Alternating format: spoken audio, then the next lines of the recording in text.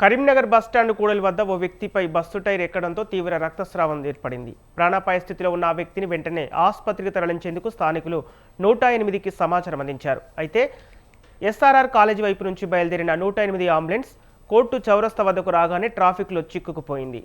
కారణం కోర్టు చౌరస్తా వద్ద ఏర్పాటు చేసిన కాంగ్రెస్ పార్టీ బహిరంగ సభ కోసం ఏర్పాటు చేసిన బ్యారికేడ్లు డైవర్షన్ల వల్ల అత్యవసర వాహనానికి దారి లేకుండా పోయింది. ప్రాణాలను కాపాడాల్సిన అంబులెన్స్ రాజకీయ సభ ట్రాఫిక్లో ఇరుక్కోవడంతో ప్రజలు ఆగ్రహం వ్యక్తం చేస్తున్నారు.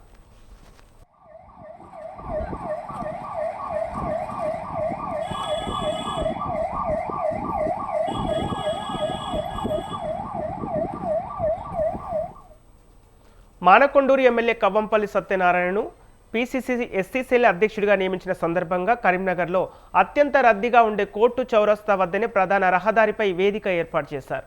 రోజుకు వేలాది వాహనాలు రాకపోకలు సాగించే ప్రాంతంలో సభ పెట్టడం ఎంతవరకు సమంజసమన్న ప్రశ్నలు వెల్లువెత్తుతున్నాయి. అత్యవసర సేవలకు అంతరాయం కలిగేలా రోడ్లపై సభలకు అనుమతులు ఇవ్వటంపై అధికారులు ముందస్తుగా ఆలోచించాల్సిందని ప్రజలు డిమాండ్ చేస్తున్నారు. రాజకీయ ప్రదర్శనల కంటే ప్రజల ప్రాణాలకు ప్రాధాన్యం ఇవ్వాలని కరీంనగర్ ప్రజలు స్పష్టంగా చెబుతున్నారు.